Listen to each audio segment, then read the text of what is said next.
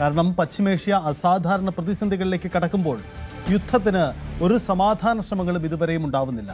സാമ്പത്തിക അവസ്ഥകളെ ഗുരുതരമായി ബാധിക്കുന്നു, ലോകക്രമത്തിൽ തന്നെ മാറ്റമുണ്ടാകുന്നു. ഇതാണ് പശ്ചിമേഷ്യൻ സംഘർഷം നിലവിൽ നമുക്ക് മുന്നിലേക്ക് തുറക്കുന്ന ചിത്രം. ഇതിൻ്റെ പ്രതിഫലനങ്ങൾ പലയിടങ്ങളിലായി കണ്ടുവരുന്നുണ്ട്. ഇറാന്റെ പക്ഷം ചേരുന്നവരുണ്ട്, ഒപ്പം തന്നെ ഇതിൽ അമേരിക്കയുടെയും ഇസ്രയേലിൻ്റെയും ചേരിക്കൊപ്പം നിൽക്കുന്നവരുമുണ്ട്.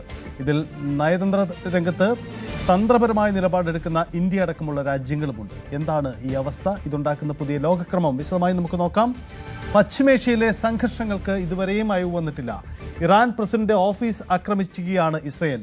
ഇടക്കാല നേതൃത്വം യോഗം ചേർന്ന കെട്ടിടമാണ് ആക്രമിച്ചതെന്നാണ് റിപ്പോർട്ടുകൾ. പ്രതിനിധികൾ സുരക്ഷിതരെന്ന് ഇറാൻ വ്യക്തമാക്കുന്നു. ഇതിനിടെ ഗൾഫ് രാജ്യങ്ങളിലെ US കോൺസുലേറ്റുകൾക്ക് നേരെ ഇറാന്റെ ആക്രമണം ഒന്നുകൂടി കടുപ്പിക്കുകയാണ്. ദുബായിലെയും UAEയിലെയും കോൺസുലേറ്റുകളാണ് ആക്രമിക്കപ്പെട്ടത്. ഹോർമുസ് കടലിടുക്കിലെ സുരക്ഷയ്ക്ക് US നേവി വിന്യസിക്കുമെന്ന് പ്രസിഡന്റ് ഡൊണാൾഡ് ട്രംപ് വ്യക്തമാക്കി. ഇറാൻ ആദ്യം ആക്രമിക്കാൻ പദ്ധതിയിട്ടത് കാരണമാണ് US ആക്രമണം നടത്തിയതെന്നുമെന്നാണ് ഇക്കാര്യത്തിൽ ട്രംപ് നൽകുന്ന വിശദീകരണം.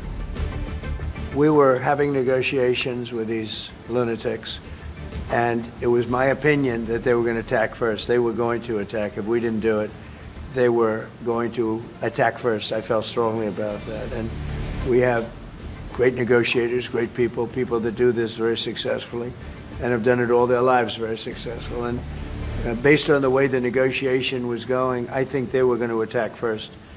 And I didn't want that to happen. So if anything, I might have forced Israel's hand. But Israel was ready and we were ready, and we've had a very, very powerful impact because virtually everything they have has been knocked out now.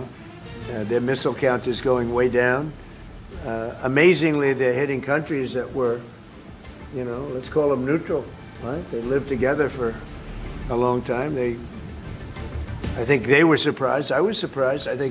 And now those countries are all fighting against them and fighting strongly against them. Someday they'll write a story and they'll say why they did that, but they hit countries that had nothing to do with what's going on. They were sort of leaving everything alone. All of a sudden they had missiles shot in, which shows you the level of evil that we're dealing with. They'll hit people that were actually at least somewhat friendly, and they had no problems with it. Also hitting only civilian places, hotels and apartment buildings, and we're hitting them where it is much more appropriate. We're hitting them very hard, and the big scale hitting goes now. They no longer have air protection. They no longer have any detection facilities at all left, and so they're gonna be in for a lot of hurt. These are bad people. These are people that killed. I guess it's 35,000. It's coming out 35,000 over the last 3 weeks. Protesters, 35,000 violently killed. So these are bad people, and the leader of the pack is gone. Donald Trump വിശദീകരിക്കുന്നത് എങ്ങനെയാണ്? തങ്ങൾക്ക് നേരെ ആക്രമണം ഉണ്ടാകുമെന്നത് മുന്നിൽ കണ്ടാണ് ആദ്യം തന്നെ തിരിച്ചടിച്ചത് എന്നതാണ് ഇവരുടെ വാദം. ഇതിനിടയിൽ അമേരിക്ക പുതിയ ചില അവകാശവാദങ്ങൾ കൂടി മുന്നേറ്റ് വയ്ക്കുന്നുണ്ട്. 17ലധികം ഇറാന്റെ കപ്പലുകൾ, അതിൽ വിമാനവാഹിനി കപ്പലുകൾ അടക്കം തങ്ങൾ തകർത്തു കളഞ്ഞു എന്നതാണ് ഇവരുടെ വാദം. അതായത് ഹോർമുസ് കടലിടുക്ക് എന്ന തന്ത്രപ്രധാന മേഖലകളിൽ വിന്യസിച്ചിരുന്ന ഇറാന്റെ കപ്പലുകൾക്ക് നേരെയാണ് അമേരിക്കയുടെ ആക്രമണം ഉണ്ടായത്. ഇനിയും ഇത്തരം നീക്കം ഉണ്ടാകുമെന്നത് കൂടിയാണ് അമേരിക്കൻ സേന വ്യക്തമാക്കുന്നത്. First, I'd like to express my deepest condolences to the families and teammates of the extraordinary Americans who've been killed in action. And I'd also like to extend our prayers for a speedy recovery to the wounded. Yesterday, you heard from Secretary Hegseth and the Chairman of the Joint Chiefs. Today, I'd like to give you an operational update on where we are and provide you with some key facts. By order of the President of the United States and the Secretary of War, our military in the Middle East is undertaking an unprecedented operation to eliminate Iran's ability to threaten Americans, as they've been doing for nearly half a century. Having spent more than 36 years in the military, I could not be prouder of America's sons and daughters in uniform who are answering the call. More than 50,000 troops, 200 fighters, 2 aircraft carriers, and bombers from the United States are participating in this operation, and more capability is on the way. These forces bring a massive amount of firepower, representing the largest buildup by the U.S. in the Middle East in a generation. In the opening hours of Operation Epic Fury, U.S. Central Command forces, together with Israel, delivered overwhelming and unprecedented strikes into Iran. Many of you may remember the shock and awe strikes of 2003. The first 24 hours of this operation were nearly double the scale, and we continue with 24/7 strikes into Iran from seabed to space and cyberspace. Yes, ഇറാനെ തകർക്കുമെന്നാണ് അമേരിക്കയുടെ അവകാശവാദം. അവരുടെ സൈനിക നീക്കം എങ്ങനെയായിരുന്നു എന്നത് കൂടിയാണ് American commandant വ്യക്തമാക്കുന്ന ഒരു കാര്യം. അജയ് സുധാ ബിജു ചേരുന്നു. അജയ്, നിലവിലുള്ള ഈ 5-ാം ദിവസത്തെ പശ്ചിമേഷ്യയിലെ സാഹചര്യങ്ങൾ നോക്കുമ്പോൾ ഇറാൻ ഇത്ര ശക്തമായ തിരിച്ചടി നടത്തും, ഇറാൻ ഇത്ര ശക്തമായ സൈനിക ശേഷി ഉണ്ട് എന്ന കാര്യം അമേരിക്കയും ഇസ്രയേലും തിരിച്ചറിയാൻ വൈകിപ്പോയി എന്ന തരത്തിൽ കൂടി ആക്ഷേപമുണ്ട്. ആദ്യ സ്ട്രൈക്കിൽ ഇറാൻ വലിയ തിരിച്ചടി കൊടുത്തു. പക്ഷേ ഇറാൻ തിരിച്ചടിക്കുന്നത് അത് അമേരിക്കയിലേക്ക് നേരിട്ടല്ല, മറിച്ച് അമേരിക്കൻ ബേസുകൾക്ക് നേരെയാണ്. അത് മറ്റ് GCC രാജ്യങ്ങളിലേക്കാണ് വരുന്നത്. അപ്പോൾ സമ്മർദ്ദം അവർക്ക് മേലും ഉണ്ടാകുന്നു. മറ്റൊന്നൊരു ഫ്യൂവൽ നയതന്ത്രം, ഈ ഹോർമുസ് കടലെടുക്കും, ഇതും ഇറാൻ്റെ സാധ്യതയാണ്. ഇപ്പോഴത്തെ അവസ്ഥ എന്താണ്? ഇറാന് എത്ര കണ്ട് വലിയ തിരിച്ചടി നൽകാൻ അമേരിക്കയും ഇസ്രയേലും ശ്രമിക്കുന്നു, ഒപ്പം ഇറാൻ്റെ മറുപടിയും അതെങ്ങനെയാണ്? സജിത്ത് സൂചിപ്പിച്ചതുപോലെ തന്നെ ഇറാന്റെ ഭാഗത്തു നിന്നുള്ള നിലവിലെ പ്രതിരോധം അത് അതിശക്തമായി തന്നെ തുടരുകയാണ്. അതുമാത്രമല്ല, പശ്ചിമേഷ്യയിലുള്ള മറ്റ് US-ന്റെ സൈനിക കേന്ദ്രങ്ങൾ കേന്ദ്രീകരിച്ച് അവർ ആക്രമണം കൂടുതൽ കടുപ്പിക്കുകയും ചെയ്തിട്ടുണ്ട്.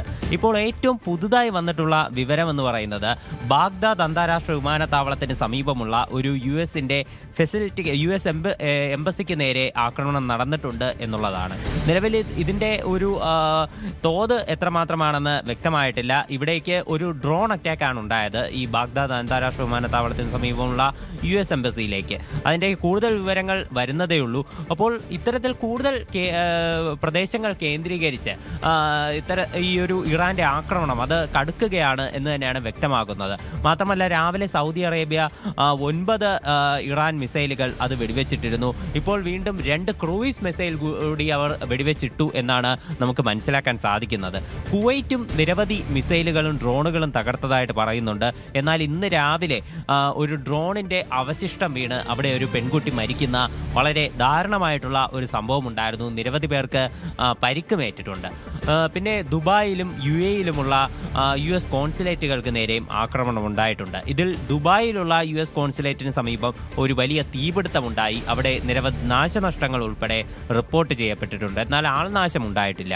UAE-യിലുള്ള US കോൺസുലേറ്റിന് നേരെ ആക്രമണം ഉണ്ടായപ്പോൾ അത് UAE തന്നെ മിസൈൽ ഉപയോഗിച്ചുകൊണ്ട് ഇന്റർസെപ്റ്റ് ചെയ്ത് തകർക്കുകയാണ് ഉണ്ടായിട്ടുള്ളത്.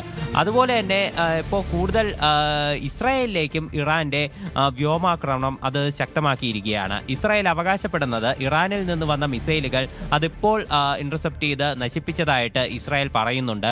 അപ്പോൾ ഇസ്രായേലിനെതിരെയും ഇറാൻ ആക്രമണം കടുപ്പിച്ചിട്ടുണ്ട്. അവിടെ കൃത്യമായിട്ടുള്ള ഒരു നേതൃത്വത്തിൻ്റെ ഒരു ഇടപെടലില്ലെങ്കിൽ പോലും അവർ ആക്രമണം കൂടുതൽ പ്രദേശങ്ങളിലേക്ക് വ്യാപിപ്പിക്കുന്നതും അത് കടുപ്പിക്കുന്നതും നമുക്ക് കാണാൻ സാധിക്കും. ഇപ്പോൾ ഇറാനിലൊരു പുതിയ നേതാവിനെ തിരഞ്ഞെടുക്കാൻ വേണ്ടിയിട്ടുള്ള നടപടിക്രമങ്ങൾ അവർ അത് കൂടുതൽ വേഗത്തിലാക്കി എന്നാണ് മനസ്സിലാക്കാൻ സാധിക്കുന്നത്. ഇതിനാവശ്യമായിട്ടുള്ളത് പ്രസിഡന്റിന്റെ നേതൃത്വത്തിലുള്ള നിലവിൽ തിരഞ്ഞെടുക്കപ്പെട്ടിട്ടുള്ള 3-അംഗ സമിതിയും നിലവിലുള്ള ഭരണകൂടവും അതുപോലെ തന്നെ 88 അംഗങ്ങളുള്ള ഒരു ആത്മീയ സമിതിയുമാണ് പുതിയ നേതാവിനെ തിരഞ്ഞെടുക്കാൻ വേണ്ടി വേണ്ടത്. ഇതിനായി മുജ്തബ ഖമനേയി, അതായത് ആയത്തുള്ള അലി ഖമനയുടെ 2ാമത്തെ മകനായിട്ടുള്ള മുജ്തബ ഖമനേയിക്ക് തന്നെയാണ് ഇതിൻ്റെ ഒരു മുൻതൂക്കം കൂടുതൽ അടുത്ത നേതാവാകാൻ വേണ്ടി. എന്നാൽ ഈ അലി ലാരിജാനിയെ പോലെ മറ്റ് പ്രമുഖരായിട്ടുള്ള പലരും ഇദ്ദേഹത്തിന് കോമ്പറ്റീറ്റേഴ്സ് ആയിട്ടുണ്ട്.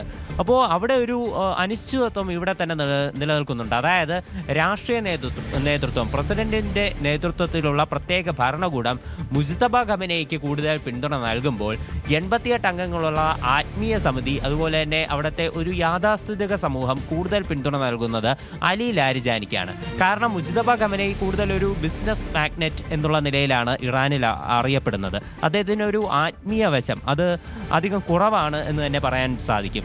അതുകൊണ്ട് തന്നെ അലി ലാരിജാനിയെ പോലെ ആത്മീയ വശവും അതുപോലെ തന്നെ ഇറാൻ്റെ മറ്റ് പൊളിറ്റിക്കലായിട്ടുള്ള സ്റ്റാൻഡുകൾ ഇതെല്ലാം ഒന്നിച്ച് മുന്നോട്ട് കൊണ്ടുപോകുന്ന ഒരാളെയാണ് അവർ കൂടുതൽ അനുയോജ്യരായിട്ട് കാണുന്നത്. അപ്പോൾ അതുകൊണ്ട് തന്നെ മുജ്തബയെ തിരഞ്ഞെടുക്കാൻ വേണ്ടിയിട്ടുള്ള ഒരു സമ്മർദ്ദവും അലി ലാരിജാനിയെ തിരഞ്ഞെടുക്കാൻ വേണ്ടിയിട്ടുള്ള ഒരു സമ്മർദ്ദവും അത് ശക്തമായിട്ടുണ്ട്. അപ്പോൾ ഇത്തരത്തിലൊരു പൊളിറ്റിക്കൽ ആയിട്ടുള്ള ഒരു ഇൻസ്റ്റെബിലിറ്റി അവർ നേരിടുന്നുണ്ട്. പക്ഷേ IRGC അവർ ശക്തമായിട്ട് തന്നെ മേഖലയിലൊരു സ്വാധീനം അവർക്ക് ഇപ്പോൾ തന്നെ കണ്ടെത്താൻ സാധിച്ചിട്ടുണ്ട്. അവർ IRGCയുടെ നേതൃത്വത്തിലാണ് ഈ മിലിറ്ററിയുമായി ബന്ധപ്പെട്ടിട്ടുള്ള എല്ലാ കാര്യങ്ങളും മുന്നോട്ട് പോകുന്നത്. അവർ അതുകൊണ്ട് തന്നെ വളരെ ശക്തമായി തന്നെ ആക്രമണം അത് കൂടുതൽ പ്രദേശങ്ങളിലേക്ക് കടുപ്പിക്കുന്നു. അവർ വളരെ നല്ല രീതിയിൽ തന്നെ ഇവിടെ ആക്രമണം എല്ലാത്തിനും നേതൃത്വം നൽകുകയും ചെയ്തിട്ടുണ്ട്. അവരുടെ രഹസ്യാന്വേഷണ വിഭാഗത്തിലുള്ള ചില ഉദ്യോഗസ്ഥരൊക്കെ വിദേശത്ത് അറസ്റ്റിലായ എന്നുള്ള ചില വാർത്തകളൊക്കെ വന്നിരുന്നു. പക്ഷേ അവർ ഇപ്പോഴും ഒരു ആക്രമണം അത് കൂടുതൽ പ്രദേശങ്ങളിലേക്ക് വ്യാപിപ്പിക്കുന്നത് നമുക്ക് കാണാൻ സാധിക്കുന്നുണ്ട്. അതുപോലെ തന്നെ ഇപ്പോൾ ചില കപ്പലുകൾക്ക് നേരെ നിലവിൽ ആക്രമണം ഉണ്ടായിട്ടുണ്ട്. ഇറാൻ്റെ 17 കപ്പലുകൾ നശിപ്പിച്ചതായിട്ട് US പ്രസിഡന്റും അതുപോലെ തന്നെ മിലിറ്ററിയും അവകാശപ്പെടുന്നുണ്ട്. പക്ഷേ ഈ അവരുടെ പ്രത്യാക്രമണവും തീർച്ചയായിട്ടും എടുത്തു പറയേണ്ടതാണ്. UAEക്ക് പുറത്തൊരു കപ്പലിൽ അജ്ഞാത പ്രൊജക്ടർ ഒന്ന് ഇടിച്ചതായിട്ട് ബ്രിട്ടീഷ് മാരിടൈം സെക്യൂരിറ്റി ട്രാക്കർ അത് റിപ്പോർട്ട് ചെയ്തിട്ടുണ്ട്. അതുപോലെ തന്നെ മസ്കറ്റിന് പുറത്ത് ഒരു ഒമാൻ്റെ ഭാഗമായിട്ടുള്ള ഒരു വെസലും അത് ആക്രമിക്കപ്പെട്ടതായിട്ട് നിലവിലൊരു ചില വിവരങ്ങളുണ്ട്. എന്നാൽ ഇത് സുരക്ഷിതമാണ് എന്നാണ് അറിയാൻ സാധിച്ചിട്ടുള്ളത്. അപ്പോൾ ഇത്തരത്തിലുള്ള ചില വിവരങ്ങൾ കൂടി ഇവിടെ നിന്ന് പുറത്തു വരുന്നുണ്ട്. അപ്പോൾ അതും നിർണായകം തന്നെയാണ്. ഇപ്പോൾ ഏറ്റവും പുതുതായിട്ടുള്ള ആക്രമണം ഈ ബാഗ്ദാദ് അന്താരാഷ്ട്ര വിമാനത്താവളത്തിന് നേരെയുള്ള ഈ ആക്രമണം തന്നെയാണ്. മറ്റ് ഈ ഒരു അറ്റാക്കുകളും അത് മേഖലയിൽ സജീവമായി തന്നെ തുടരുകയാണ്. അതുപോലെ തന്നെ എടുത്തു പറയേണ്ട ഒന്നാണ് ലെബനനിലുള്ള ആക്രമണം. കാര്യം ലെബനൻ ആദ്യം ഈ യുദ്ധത്തിൽ ഇല്ലാതിരുന്ന ഒരു രാജ്യമാണ്, വെറും കാഴ്ചക്കാരായി നോക്കിക്കൊണ്ടിരുന്ന ഒരു രാജ്യം. പക്ഷേ അവിടെയുള്ള ഈ ഹെസ്ബുള്ള ഭരണകൂടം ഈ യുദ്ധത്തിൽ നേരിട്ട് ഇടപെടുകയും ഈ ഹെസ്ബുള്ള ഇവിടെ ഈ ഇസ്രായേൽ ലക്ഷ്യമാക്കി ആക്രമണം നടത്തുകയും ചെയ്തിരുന്നു.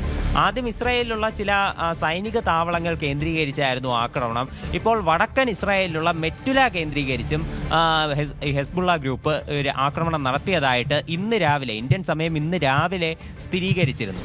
അതിനുശേഷം ഇസ്രായേൽ ഇപ്പോൾ ഈ ലെബനനിലേക്കുള്ള ആക്രമണം അത് കൂടുതൽ കടുപ്പിക്കുകയായിരുന്നു ചെയ്തിരുന്നത്. കഴിഞ്ഞ ദിവസം തന്നെ ലെബനൻ്റെ ഭാഗമായ ഈ ലെബനിലേക്ക് ഇസ്രായേലിൻ്റെ ആക്രമണം അത് കൂടുതലുണ്ടായിരുന്നു. അതിനുശേഷം ലെബനൻ സർക്കാർ തന്നെ ഔദ്യോഗികമായിട്ട് ഹെസ്ബുള്ളയെ നിരോധിച്ചുകൊണ്ട് ഉത്തരവിറക്കി. ഹെസ്ബുള്ളയെ അവർ തള്ളിപ്പറയുകയെല്ലാം ചെയ്തിരുന്നു. പക്ഷേ ലെബനൻ്റെ കൂടുതൽ പ്രദേശങ്ങളിൽ ഇസ്രായേൽ ആക്രമണം നടത്തി, നിരവധി പ്രദേശങ്ങൾ അവരുടെ പരിധിയിലാക്കി. ഇത്തരം കാര്യങ്ങളെല്ലാം ഉണ്ടായിരുന്നു. ഇന്ന് രാവിലെ തന്നെ ലെബനനിലുള്ള 16 ഗ്രാമങ്ങൾ ഒഴിയണമെന്ന് ജനങ്ങൾക്ക് ഇസ്രായേൽ ആർമി നിർദ്ദേശം നൽകിയിട്ടുണ്ട്.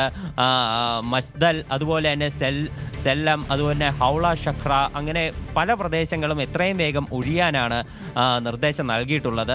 നിലവിൽ ഈ ലെബനനിൽ ഇസ്രായേൽ നടത്തിയിട്ടുള്ള ആക്രമണങ്ങളിൽ മരിച്ചവരുടെ എണ്ണം 50 പിന്നിട്ടു എന്നാണ് അറിയാൻ സാധിക്കുന്നത്. 335 പേർക്ക് പരിക്കേറ്റതായിട്ടും റിപ്പോർട്ടുണ്ട്.